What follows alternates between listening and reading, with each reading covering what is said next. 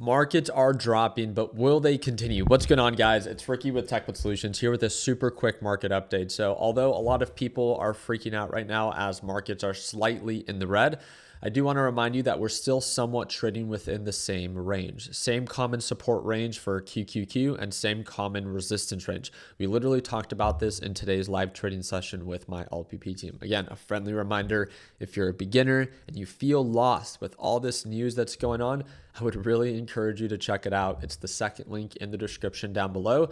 And it's a lot easier to digest all of this news when you're able to do it together live as a group. So again, feel free to check it out. But with that being said, we did a really good job not overreacting when markets were going back up to retest previous highs, as they were testing a previous resistance range just during the extended hours. So again, it's not that patterns always have to repeat themselves, but it's that they can, especially when there's no actual catalyst moving them away from that.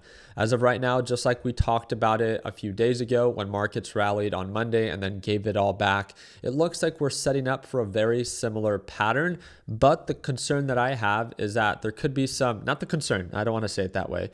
There could be some good news that can drive markets higher, which would then support the case, this is the concern, that it wouldn't make sense to have a very aggressive short right now. We're hearing that. Again, I'm seeing this being shared a lot, so that's why I'm sharing it with you. This is good news if it is true. It says Iran says it's ready to abandon its nuclear program on conditions that the U.S. presents a satisfactory alternative offer. Again, if there is a resolution, if there is no escalation, then markets have every reason to recover, which then would no longer support the case to short. That is the concern. Why would we open up a short or have a short that we carry overnight when there are talks about a potential resolution? That's what I want to share with you, is that, of course, I want markets to drop. I love when deals present themselves to be able to buy them up and go long. With that being said, if there are hints about a potential resolution, then that really wouldn't be very, calculated of me to carry a short overnight, knowing the idea of, or knowing the risk of a resolution happening and markets upticking, during the extended hours. With that being said, there is no resolution right now. From the latest update that we've seen, there's been an attack in Abu Dhabi. So it seems like as of right now, attacks are still happening. And I think a thing that was very well said, I wanted to share this post with you. It says, breaking Brent oil prices surge above $82.50 a barrel, with gas prices now up nearly 20% since January. Keep watching oil prices as a leading indicator for a potential deal or market intervention. The thing that I really like about that is that we've seen oil prices surge, go up in price based off of these attacks happening, right?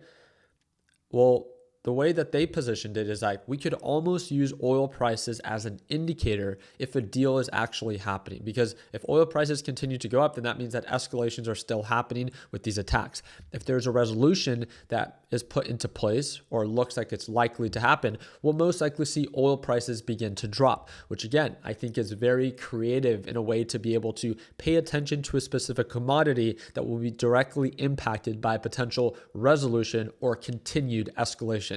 You guys let me know down in the comment section what you think about that. But like we've seen today, oil prices have done a very good job going up today. United States Oil Fund is up another 5.5%. Again, we've said it once and we'll say it again.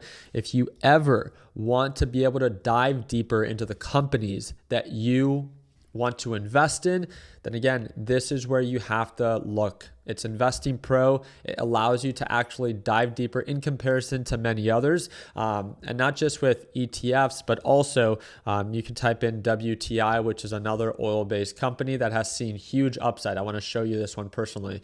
WTI, based off of recent performance, it looks like today we're seeing a little bit of a slight retracement, but at one point it was at highs of $3.48. If things do continue to escalate, then we'll most likely see companies like WTI continue to uptick. If we see things potentially de-escalate, right, and there's a potential resolution, then we'll most likely see prices of this drop. But again, to be able to get a deeper understanding of the companies that you are trading or investing in, how much of a premium it is that you are paying, then that is where Investing Pro comes in. Even one of the very popular stocks like PLTR, people sometimes view it right now for it to be a good deal based off of its recent retracement. But then when you look at it and still see that, hey, this thing is still trading at 226 times its actual earnings. It's still trading at a very high premium. And if overall markets do begin to correct, then companies that are the most overvalued, most speculative, are the ones that are likely to drop the hardest. And again, you would only understand that if you had access to the actual data. So whenever it is that you're ready, again, you guys can click the first link in the description down below to learn a little bit more about Investing Pro. And it literally costs less than $10 a month whenever you feel like you're ready. With that being said, again, the big focus right now is to see if things are actually de-escalating or if they're going to continue to attack one another, which can then lead to more uncertainty. The last thing that I wanted to share with you is the series of economic reports that were released today. We had initial claims and continuing claims, which initial claims, for those that do not know, are the people that file for unemployment for the first time. It came in a little bit lower than what was expected, 213K versus 215K. And then continuing claims. Continuing claims came in, where is it? We have initial claims. Continuing job claims came in a little bit higher than what was expected. I apologize. I lost sight of it. With that being said, again, a big focus right now for the Federal Reserve is paying attention to the labor market. A weakening labor market is not a good sign for our economy, especially with a ton of them being replaced by AI.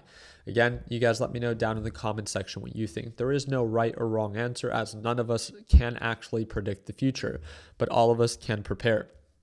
Based off of what you see on these larger timeframes and what is happening in the Middle East, what is your outlook for the next, not just day, but for the next week? Do you expect markets to continue to drop? Or do you expect things to de-escalate, a resolution, markets will bottom and then begin to recover? Again, there is no right or wrong, but I want to learn more about what you are choosing to take advantage of during this uncertain time to better position yourself to profit. So again, feel free to share your thoughts down below. I appreciate you guys' time. I hope that earned a thumbs up. Don't forget, again, if you want to tune on into our live trading session tomorrow, you don't want to miss it out. It's going to be the second link in the description down below. You don't want to miss out. Like always, let's make sure that we end the year on a green note. Take care, team.